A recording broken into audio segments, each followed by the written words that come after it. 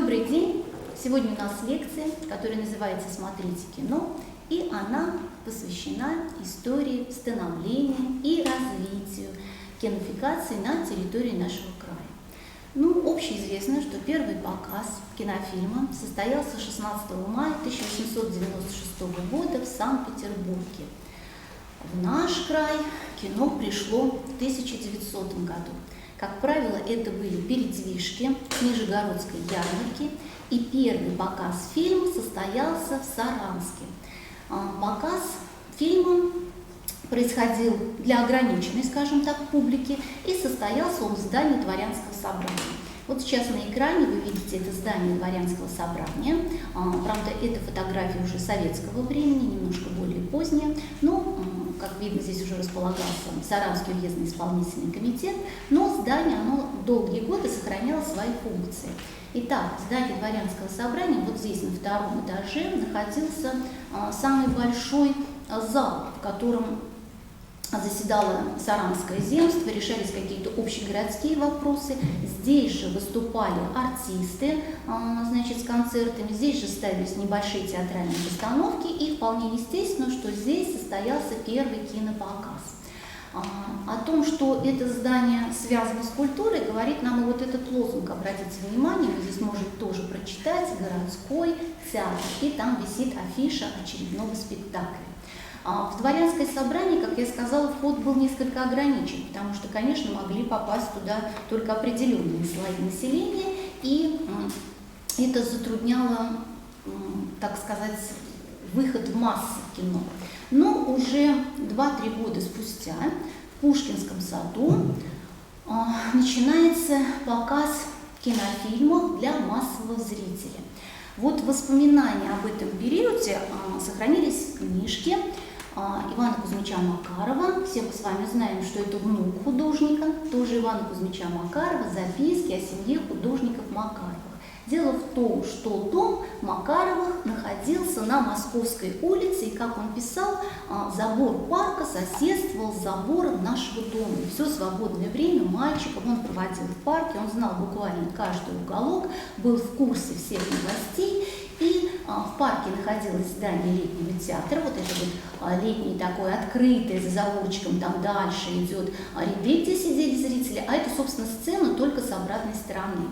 Вот. И, как пишет Иван Кузьмич Макаров, в парке, в здании летнего театра я познакомился впервые с синематографом. Какие-то заезжие предприниматели целый месяц показывали движущие изображения при помощи недавно изобретенного за границей аппарата. Почти ежедневно с утра я отправлялся на прогулку по своему обычному маршруту в обход парка, а затем в летний театр. Но в этот день я изменил обычный путь и направился прямо к театру. Дверь была широко распахнута, и какие-то незнакомые люди, поставив у входа большой стол, собирали на нем совершенно незнакомый аппарат. Это и был синематограф, теперь мы называем его киноаппаратом. Я, конечно, был свидетелем всех этапов сборов и установки этого киноаппарата. Он совершенно не походил на те, которыми сейчас пользуются в наших кинотеатрах. Оборудование синематографа было несложным. На сцене нашего летнего театра, немного отступя от занавеси, установили большую деревянную раму с натянутым на ней белым полотном. Во время сеанса его сбрызгивали из насоса водой для большей прозрачности. Картины показывали на просвет. Киноаппарат стоял в глубине сцены, сзади экрана. Он был очень большого размера, освещался карбидной горелкой, пламя которой все время мигало и шипело. А из желтой бочки, стоявшей рядом, где вырабатывался газ ацетилен, шел сильный и неприятный запах. Киноленту крутили вручную, звука не было. Сбоку стояла пианино, и сидевший за ним музыкант-топер, глядя на экран, играл различные произведения, вальсы, марши, смотря по содержанию картины. О происходившем можно было лишь догадываться по несложному сюжету или по изредка мелькавшим титрам. Саранская публика встретила эту новинку добродушно. Много смеялись над смешными похождениями героев фильма. Итак, массовый показ в городе Пушкинском саду. Но, как вы узнали из воспоминаний, это были заезжие. Как правило, приезжали с Нижегородской ярмарки, привозили кинопередвижку и показывали, как вот здесь говорится, в течение месяца. Но, конечно, наши предприниматели решили, что можно использовать новые открытия не раз в месяц, а более чаще. И саранский помещик, макаровский помещик Григорий Петрович Тепляков, он в парке снял очень большую торговую палатку и установил там, значит, киноаппаратуру и стал показывать недорогие фильмы для всех желающих. И уже, значит, через 2 года он смог заработать такое количество денег, что построил в 1912 году специально оборудованное первое здание для кинотеатра. Этот кинотеатр получил название художественный. Ну и, в общем-то, вот здесь мы видим самые первые сохранившиеся в наших фондах изображения. Конечно, эта фотография уже где-то 1930-х годов, но здесь облик здания он не изменен, не отштукатуренный. Но старожилы Саранска, которые в том числе у нас на лекции, наверное, присутствуют, они помнят вот это вот здание. Вот долгое время в нем работал тоже кинотеатр, и об этом свидетельствует вот эта афиша «Кино». Вот, история этого здания долгая, удивительная, и мы ее дальше с вами узнаем. Далее, тот же Тепляков решил построить кинотеатр уже после торговой палатки, значит, открыть еще один кинотеатр внизу, в нижней части города, на Успенской улице. Это Успенская церковь, она находится в парке, за церковью там у нас территория парка, и где-то приблизительно вот здесь, напротив современного входа в парк, вот в этих домах, он снял в аренду дом у купца Сыромятникова, оббил его железом и открывает кинотеатр, который называется «Олимп». Но, к сожалению, кинотеатр просуществовал недолго и через 2-3 года где-то сгорел. Нужно сказать, что вообще вот эта пленка и вот эти карбидные лампы, они, конечно, очень пожароопасные. И вот эти пожары в кинотеатре, к сожалению, они встречались очень часто. Но по воспоминаниям современников, значит, есть небольшое воспоминание, говорится о том, что здание кинотеатра было очень душным, и посетители буквально вот задыхались в этом здании. В отличие, значит, вот от этого кинотеатра, кинотеатра Теплякова, здесь было все очень хорошо устроено, и фильмы сопровождались уже игрой оркестра из 12 человек. Причем в те времена появляется традиция, что оркестр сначала играл на сцене, и пока вот зрители собирались в кинозале, была такая небольшая концертная программа. Потом уже, значит, оркестр производил непосредственно именно озвучку всего фильма. Далее, в 1911 году начинается показ фильмов вот в этом небольшом тоже особнячке. В документах нет какого-либо названия кинотеатра, но жителям города Саранска это здание знакомо под названием кинотеатра «Юность». К сожалению, тоже дореволюционных фотографий этого домика не сохранилось. Ну, многие из вас, наверное, еще помнят этот кинотеатр, где показывали такие в основном фильмы детские. Непосредственно перед войной, перед Первой мировой войной, где-то в 1914 году, разбогатевший крестьянин из села Чуфарово Яков Андреев, он построил новый кинотеатр и назвал его «Гигант». Вот действительно здание, скажем так, гигантское, очень большое, электрокинотеатр. Какие же фильмы смотрели жители нашего города? Нужно сказать, что в те времена, естественно, не было ни радио, ни газет, ни телевидения. К сожалению, в нашем городе не было и газет. И единственное, где могли опубликовать объявление или какую-то киноафишу, были вот такие телеграммы. Телеграммы были введены правительством в 1914 году, когда началась Первая мировая война. Они издавались в обязательном порядке во всех городах. И, собственно, главное, что они должны были донести до жителей России, это сводка военных действий. То есть все должны быть в курсе, как развиваются военные события. Как я уже сказала, они были обязательно во всех городах, их можно было купить, и их бесплатно расклеивали на всех тумбах города. И вот главная часть телеграммы – это, собственно, военные события, а вот свободное место разрешали отдавать под объявление. И вот здесь уже мы видим первую такую афишу электрокинотеатра «Гигант». Итак, в субботу 15, 16, 17 августа будет демонстрироваться мировой боевик «Стенька Разин», художественно-историческая драма в 7 частях. «Стенька Разин» – это был первый российский игровой фильм, который был снят в 1908 году. Вот первый показ и вообще первые киносеансы к нам завезли из-за границы, это были французы, и вообще вся кинопленка, киноаппаратура, множественная копировальная техника, все это было исключительно заграничным. Вот. Ну, а «Стенька Разин» – это, как говорится, классика, вот история российского кино, она начинается именно с этого фильма. Следующая телеграмма уже от 7 ноября, опять-таки, видите, на свободном месте, после военной такой хроники, мы видим объявление, и вот здесь еще один фильм, реклама, опять-таки, электрокинотеатр «Гигант». В понедельник, вторник, в среду и так далее пойдет вторая серия, уже «Убийство балерины Пламеневой». То есть здесь вот такой тоже интересный момент, не как сейчас мы привыкли показывать подряд 2 серии, да, а видимо сначала, может быть, неделю или 2 показывали первую серию, и, конечно, все зрители были в ожидании, да, второй серии.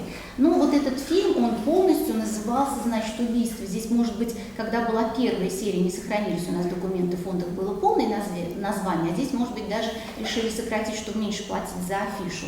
Значит, «Убийство балерины Пламеневой», «Тайная ночь», социально-уголовная кинодрама. Вот такое было название фильма. Вот. Но этот фильм был снят, премьера его состоялась, значит, в конце марта, в конце апреля, простите, 1915 года. И вот, как мы видим, через полгода, ну, собственно, это не очень долго, да, уже с этим новым фильмом могли познакомиться жители нашего города Саранска. Но вот несмотря на то большое количество копий, вот даже трудно сказать, сколько по России было сделано копий для показа фильма, вот этот фильм, он не сохранился. Вот если «Стенька Разин» сохранился, и отрывки из него можно увидеть, то вот этот фильм, он не сохранился. Это является такой кинематографической редкостью. Вот если у кого-то вдруг дома есть что-то, то, наверное, это будет очень-очень интересно. Вот. Значит, далее. В 1913 году Саранское общество любителей изящных искусств, это широко известная фотография общества, оно было образовано в 1904 году и ставило целью заниматься просвещением народа. Итак, в 1913 году оно обратилось в Саранскую городскую думу с особым докладом. Доклад был посвящен как раз вопросам кинофикации Саранской. И главное, что звучало в докладе, это чтобы кинематограф был не в частных руках, вернее так, не только в частных руках, но и в руках различных общественных организаций. И вот общество, оно предлагало, чтобы, значит, новый кинотеатр, который строит Дума в Пушкинском парке, оно было сдано в аренду обществу. И общество, значит, будет его обслуживать, и вот часть прибыли, она должна была идти на благотворительные, в том числе, цели, вот, ну и в том числе, прежде всего, конечно, просвещение народа. И уже, значит, в 1915 году городская дума ответила согласием, дала согласие на аренду общества. И вот здесь мы видим такое общество. И в 1915 году кинотеатр «Летний» в Пушкинском парке был построен. Здесь уже мы знаем точно, что там было 248 мест. Билет стоил от 20 до 50 копеек, причем билеты в первые ряды, они, соответственно, стоили гораздо дороже. Ну, какие же фильмы показывали? Чаще всего это были мелодрамы или кинокомедии. Значит, вот одна из программ, например, мелодрама «Разбитые грезы», драма в 5 частях, или комедия «Тяжелая работа». Вот. Как вот я уже сказала, значит, вот в этом письме там говорилось о постройке зимнего кинотеатра. То есть члены общества любителей изящных искусств хотели оборудование из этого летнего кинотеатра зимой переносить в зимний, чтобы кинотеатр работал, ну, круглогодично, скажем так. Но, видимо, события, это 1914 год, события Первой мировой войны не позволили осилить это финансово, может быть, не дал кредит банк, то есть кинотеатр зимний, он так и не был построен. Вот это здание, первое здание кинотеатра «Летний», оно сгорело уже в 1940-е годы. И все последующие здания, которые восстанавливались в парке, в кинотеатре, они сохраняли традиционное вот это название «Летний». Как вот было исторически первый, так оно это название и переходило уже ко второму и к следующему зданию. Уезды нашей республики. Сейчас мы видим с вами фотографию города Краснослободска. В Краснослободск значит, кино пришло в 1912 году. Разбогатевший купец Ивакин, он построил кинотеатр, который местные жители называли «Электричкой». Вот. И уже в 1914 году здесь же, в Краснослободске, был построен еще один кинотеатр, который назвали «Рекорд». Приблизительно в это же время в Инсаре, в доме мещанина Попова, был оборудован кинотеатр на 200 мест. Вот это был такой большой пристрой к дому, даже есть свидетельство, что амбар он использовал. Это тоже был такой, ну скажем так, неотапливаемый практически кинотеатр, причем, значит, в летнее время кино показывали в парке, а в зимнее вот в этом его доме. А киномехаником был его сын Попов. Здесь, наверное, нужно сказать несколько слов о киномеханиках. То есть техника была новая, требовала определенных навыков, определенных знаний. И вот у нас в фондах музея сохранилась фотография одного из первых киномехаников, это Федор Николаевич Веретенников, который начал свою биографию, значит, киномехаником еще где-то в 1917 году. В литературе есть упоминание о Тимофее Николаевиче Урванцеве. У нас нет фотографий Урванцевых, но у нас есть материалы семьи Урванцевых. Они жили тоже около парка, вот, и вообще они все потомственные были, у них и дед, и отец, они все были механиками, они работали в механических мастерских и, естественно, очень хорошо разбирались вот непосредственно в механике. И вот один из сыновей, Тимофей, он тоже был одним из первых кинооператоров в нашей республике. Ну и нужно сказать, что эхо, первая эпоха кино, она закончилась уже 27 августа 1919 года, когда Ленин подписал декрет о передаче всей, во-первых, о национализации кинофикации и передаче всех, значит, кинотеатров в ведение комиссара народного просвещения. И вот с тех времен 27 августа празднуется как День советского кино. И наступает вторая, уже новая эра российского кино, а именно советского кино.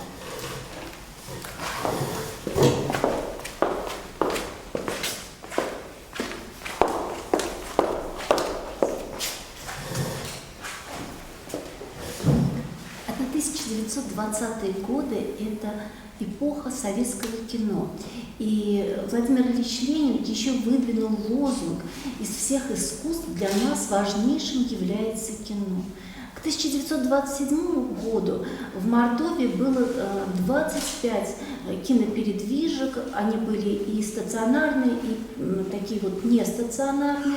В городах было 12, в таких как Саранск, Рузаевка, Ордатов, Краснослободск и Темников. 30-е годы 20 века – это эпоха звукового кино. И вот если в 20-е годы во всех национализированных кинотеатрах, которые показывала Светлана Анатольевна на фотографиях, вот, например, кинотеатр «Гигант», который переименовали в «Комсомолец», в кинотеатре художественный показывали фильмы показывали немое кино, да, то в 30-е годы, конечно, звук вошел на экраны нашей страны, и это была техническая революция, это была действительно потребность того времени. Говоря о немом кино, я хочу сказать, вот я хочу вначале остановиться вот на этом здании. Мы видели здание 30-х годов, это более уже позднее пристрой здесь к этому зданию. Одно время там даже располагался кукольный театр, здесь кинотеатр художественный, но в 1932 году у нас образовался Мордовский музыкально-драматический театр, и на целых 30 лет сюда переехал Мордовский музыкальный драматический театр. И после того, как построили новое здание для театра, сюда вселилась филармония. Это время, эпохи этого здания, когда уже сюда переехал Национальный драматический театр, и 2000-е годы решили, что для Национального драматического театра нужно построить новые здания. И место как раз нашли здесь.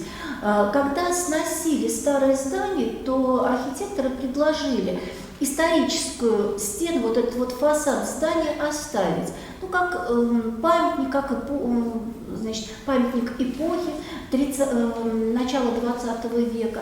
Но начали строить здание за этой стеной, а потом и это здание тоже снесли. Вот, к сожалению, так. В летнем театре, летних театров было 3 за годы существования. Это деревянные здания, построенные еще до революции. Это более современные 50-е, 60-е годы. 80-е годы на этом же самом месте построили здание из бетона и обиты еще и железом. Совершенно холодный зал, в котором просто было неудобно смотреть фильм, потому что было очень холодно, люди замерзали. Так вот, 30-е годы – это эпоха уже звукового кино, но в 1931 году произошло большое событие для нашей Мордовии, когда московский режиссер, кинооператор документальных и художественных фильмов Лемберг, вы видите его здесь, фотографию, он создал первый фильм о Мордовии. Сценарий написал московский писатель Дмитрий Морской. Сценарий этот обсуждали на специальном совещании в Совете народных комиссаров здесь, в Мордовии, простите, не в Совете народных комиссаров, значит, здесь на специальном совещании в Мордовии. И, конечно, сценарий утвердили, как Федор Советкин говорил, что сценарий замечательный. А вот фильм назывался «В кольце угрюмых крепостей».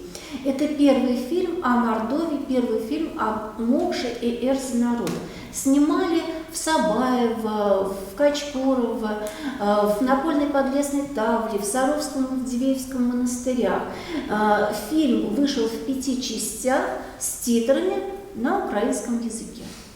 Как впоследствии, почему на украинском вообще неизвестно, как впоследствии писатель из Москвы Тимофей Тимин говорил, что они вместе с Артуром Моро, который сыграл главную роль в этом фильме, они долго, целых 20 лет искали этот фильм, но нашли его только в 2002 году в Красногорске, в архиве кино и фотодокументов, перевели на кассеты и сделали технический такой вот перевод на русский язык. Получилось 49 листов формата А4. Но звуковой фильм у нас первый показали вот в этом здании. Тогда этот кинотеатр, он еще не назывался «Юность», только потом, после войны, наш архитектор Сергей Осипович Левков переоборудовал это здание, и тогда вот это здание уже получило название, статус кинотеатра, кинотеатр «Юность». В 1973 году с успехом там прошел фильм «Всадник без головы». Через 20 лет кинотеатр здание снесли, расчищая площадку под Соборную площадь. В 1935 году уже постановлением Совета народных комиссаров учредили, что во всех крупных районных центрах, во всех союзных республиках должны были открыться 900 звуковых фильмов. И, конечно, для работы вот с такой серьезной техникой должны были работать высококвалифицированные специалисты, и киномеханики все пошли на курсы повышения квалификации. Мы бы сейчас сказали так. На этой фотографии, которая бережно хранится в фондах нашего музея, 9-й выпуск киномехаников Мордовского кинотреста. И фотография 31 августа 1938 года. И уже к началу 40-х годов прошлого века на территории республики было 113 киноустановок, 65 таких вот передвижных и стационарных было 45, из них 15 было в городах. Что интересно, в фондах нашего музея хранится газета «Эрзинь коммуна», и здесь можем мы увидеть, это ксерокопия газеты, газета все-таки большая, мы не стали ее доставать, но здесь мы видим, что в кинотеатре «Комсомолец» идет звуковой фильм «Седовцы», а кинотеатр «Октябрь» транслирует фильм «Девушка с характером». Вот это вот газета. Ну и то же самое в газете «Эрзинь коммуна», только это другая газета. И мы тоже можем увидеть, что в «Комсомольце» идет «Большая жизнь» фильм и «Юность Максима». Вот сделал большой такой вот формат, а так маленькое, совершенно маленькое вот такое вот объявление, маленькая рекламка в газете «Эрзинь коммуна» на эрзянском языке. То есть газеты в 40-е годы, они выходят на национальном языке, на мокше и эрзи языках. Начало Отечественной войны. Конечно, кинематограф немного свернулся, и потому что многие киномеханики уходят на фронт. И если аппаратура была установлена на автомобилях, то автомобили были тоже мобилизованы и тоже отправляются на фронт. А вот потребность в кинохронике, она, конечно, возросла. И к установкам встали юноши, девушки и женщины. В короткий срок, буквально в месяц, значит, их обучали для того, чтобы они могли работать, потому что с фронта поступала кинохроника. И вот первый, кто кинооператор, значит, который формировал кинолетопись войны, это Владимир Сущинский, уроженец города Саранска. Он закончил начальную школу, среднюю школу, 7-летку, поступает в электромеханический техникум, энергетический, простите, техникум, заканчивает его и после армии уже поступает в Авгик. В 1941 году, в июне, он получил диплом. Там было написано «оператор», документалист. И тут же он был зачислен в штат операторов. И с первых дней войны Владимир Сущинский уже на фронте. Снимал бои под Ленинградом, в Польше, в Германии. Он прошел по всем фронтам Отечественной войны, и 22 февраля 1945 года под Бреслау, снимая наступление Первого Украинского фронта, он был тяжело ранен. И когда Владимира Сущинского несли на носилках в медсанбат, он шептал: «Спасите камеру, одну только камеру, ведь в ней вся моя жизнь». Он был награжден орденом Красной Звезды, он также был награжден медалью за отвагу, а уже после войны были созданы 2 кинофильма о войне по кадрам, отснятым Сущинским, «Подарок Отечественной войны» и «Фронтовой кинооператор». И он тогда был удостоен государственной сталинской премии. Конечно, и художественные фильмы, они тоже пользовались большой популярностью в годы Великой Отечественной войны. То, конечно, фильмы патриотического содержания, такие как «В 6 часов вечера после войны», «Малахов курган», Александр Матросов, «Зоя». И эти фильмы транслировались в первом большом широкоэкранном кинотеатре, который назывался «Октябрь». Его построили в 1937 году. Это, конечно, уже и звуковой кинотеатр. И уже после войны Сергей Осипович Левков преобразил фасад этого здания, и тут на фасаде появились бюсты Владимира Ильича Ленина и Сталина. А впоследствии они со скульптором Нефедовым преобразили и второй зал кинотеатра. Они его оформили в национальном стиле, используя национальный орнамент. Конечно, многолюдно было, как вы здесь видите, на улице Советской, когда еще по Советской улице ходил транспорт, там дорога была не закрытая, да, многолюдно всегда было возле кинотеатра в любое время года, очереди выстраивались, мы все, старшее поколение помнит, что кассы располагались где-то вот здесь, с правой стороны от входа, и вот эта очередь, она выстраивалась вплоть до дороги. Мы все прекрасно знаем, что тогда еще не во всех квартирах были телевизоры, и, конечно, хотели посмотреть фильмы на широком экране. А еще самый такой интересный момент, это сейчас печатают афиши типографским способом. Ведь в штате любого кинотеатра всегда был художник, который рисовал эти афиши. И каждый раз вот «Тихий дон», «Три зеркала», да, это все работа художника того или иного кинотеатра. Но кинотеатр – это ведь не только показы фильмов, это, конечно, всевозможные мероприятия, это и творческие встречи. На этой фотографии мы видим Бориса Щербакова, молодой еще актер, который приехал, выступал в кинотеатре «Октябрь», и тогда сотрудники этого кинотеатра решили сфотографироваться с этим замечательным актером.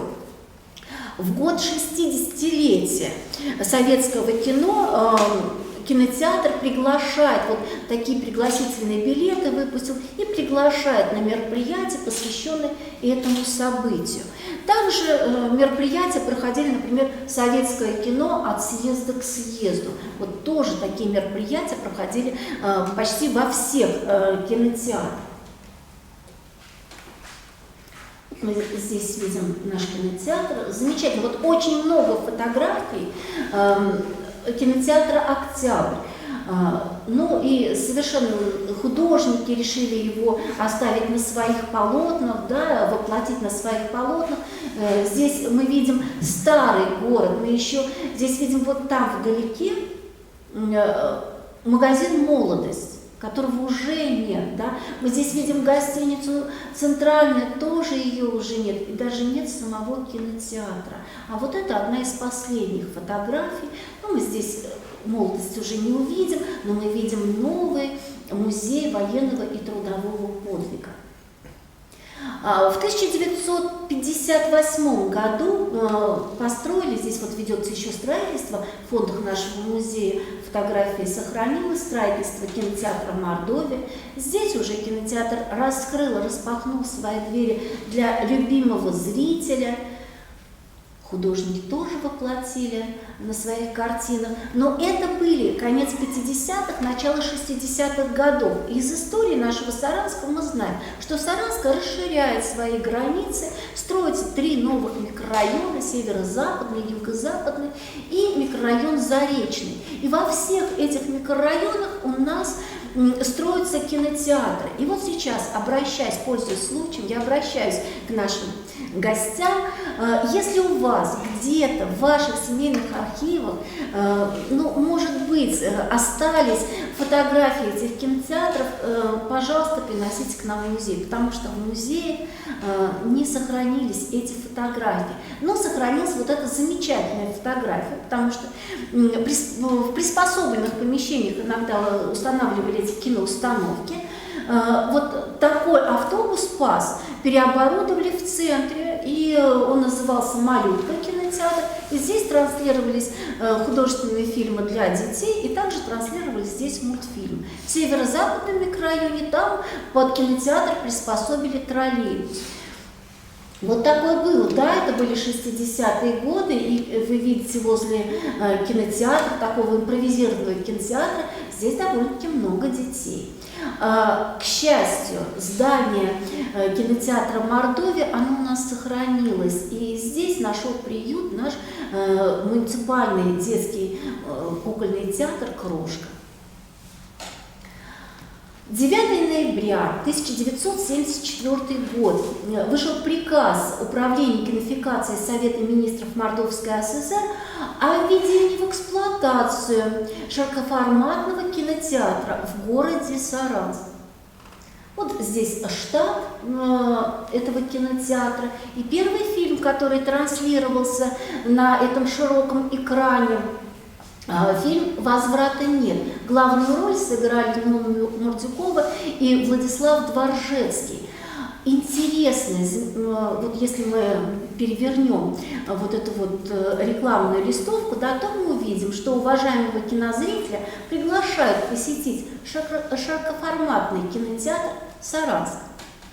И у нас еще сохранилась вот такая вот листовочка, что приглашение на этот фильм, и мы тоже здесь можем увидеть. Здесь кинотеатр «Саранск». Возможно, немного ошиблись, да, потому что вот эти листовки, они приходили из Москвы, и, возможно, ошиблись в названии. А так кинотеатр, он назывался «Победа».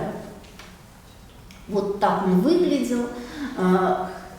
Очереди выстраивались в кассы огромные, за неделю старались закупить билет, особенно когда это был премьерный показ. И вот в 1978 году состоялся премьерный показ фильма «Срочный вызов». Этот фильм нам интересен тем, что снимался он в Саранске. По сюжету он незамысловатый.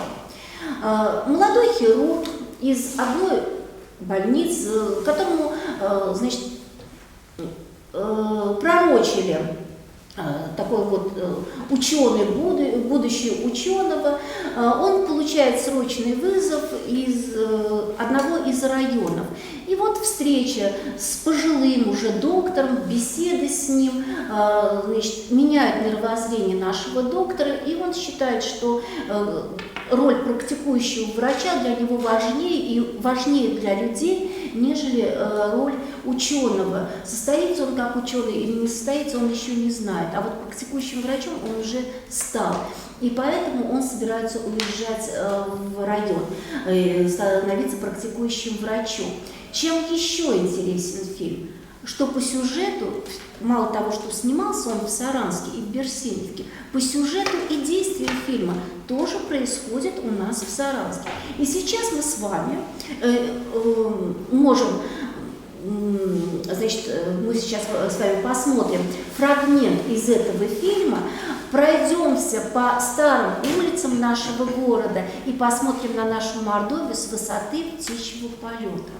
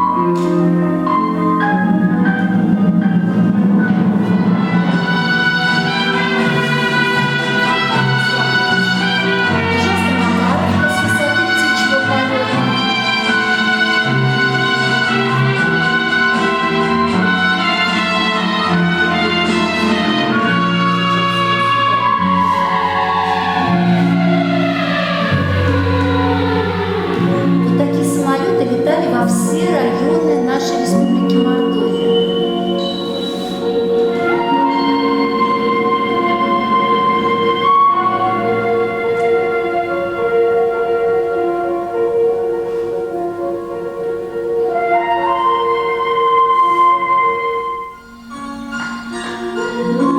Здание, которое тоже не сохранилось, на том месте стоит отель «Меридиан».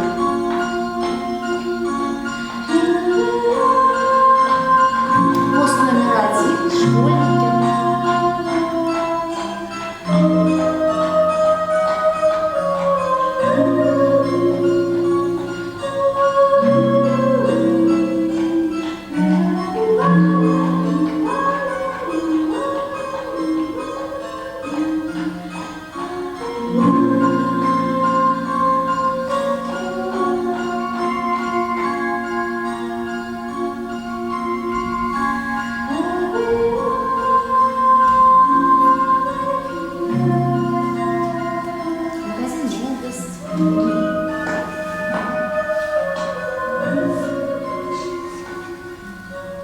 Магазин «Молодость». Здравствуйте.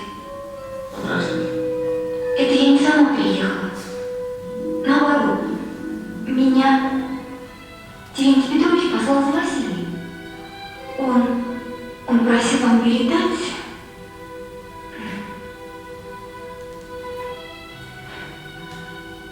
большой привет.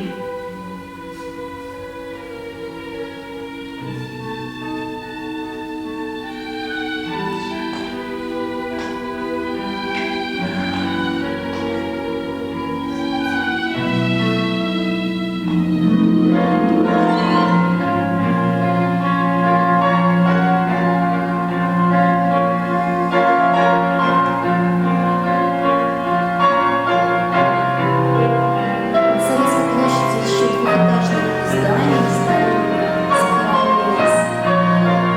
Скоро его снесут, и на том месте построят наш обком партии, обком комсомола, впоследствии тоже правительство.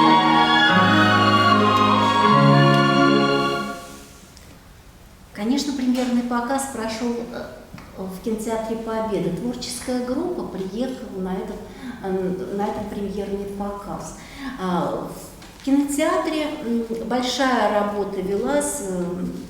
Конечно, здесь были и премьерные показы. Например, фильм «Судьба». Тоже в Колледж-музее хранится эта афиша, только в кинотеатре «Победа». На премьерный показ приезжал Евгений Матвеев, режиссер и человек, который сыграл главную роль в этом фильме. Творческие встречи Родион Нахапетов, молодой актер и уже молодой режиссер. Вечер памяти устраивали Василия Шукшина. Всевозможные мероприятия, которые проходили на протяжении 20 лет в этом кинотеатре, ну, в дни школьных каникул, конечно, и это вот приглашение, телеграмма на вечер, посвященный Дню кино 28 августа 1978 года. Вот такая вот телеграмма, которую отправляли, ну, это как рекламная листовка. А детям вот такие вот кинолото, абонементы выпускали. По такому абонементу можно было 10 раз ходить в кинотеатр, в кино, заплатив всего рубль. То есть 10 копеек стоил билет для детей. Киноабонементы всевозможные детские. И здесь у нас и Кот Леопольд, и Буратино приглашали в дни школьных каникул посетить кинотеатр. И, конечно, к Дню Победы всевозможные мероприятия были. Вот такие вот тоже рекламные листовочки, они тоже выпускались кинотеатром Победы. То есть огромная работа велась. А еще в этом кинотеатре у них приходили всевозможные дни милосердия, дни призывника. Вот разная работа велась в этом кинотеатре, и, естественно, за такую работу кинотеатр удостоился переходящего красного знамени в год 20-летия. И здесь вот мы видим на этой фотографии переходящее красное знамя вручают директору Владимиру Чернову, который в течение 20 лет был на этом посту. Ну а творческие встречи Николай Губенко, Жанна Болотова тоже приезжали, и много актеров приезжали в наш город Саранск. В 2004 году здание старое стало разрушаться, и его хотели реконструировать, но потом решили, что легче снести, дешевле снести и построить новое здание. И тогда построили Киномакс Победа. Это был 13-й Киномакс по счету в Российской Федерации. 2 зала, премьер и комфорт, кафе на первом этаже. За годы существования, конечно, внутренняя часть, она менялась, остались 2 зала, но открылся и ночной клуб «Виктория», ночной клуб «Хоровод», все это было в Киномаксе «Победа». 19-й год был последним для этого здания. Киномакс «Победа» сейчас уже снесли. Ну, сейчас мы поговорим о тех кинотеатрах, которые сохранились, хотя бы как здания и как кинотеатры. Вот, например, кинотеатр «Луч», который построили в 1982 году в северо-западном микрорайоне.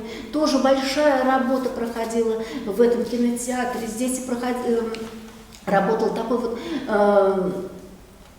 клуб «Светофор». В дни школьных каникул кинолектории всевозможные проходили. У нас в музее хранится очень много интересных экспонатов. У нас сейчас Госкинофонда еще нет, да? Уже нет в Мордовии. А у нас все это хранится. У нас листовочки и рекламные афишки, они все хранятся, бережно хранятся в фондах нашего музея. Вот. И здесь мероприятие, посвященное Дню Победы. Мы здесь видим пионеров с их галстуками, с цветами, которые они подготовили и сейчас подарят ветеранам.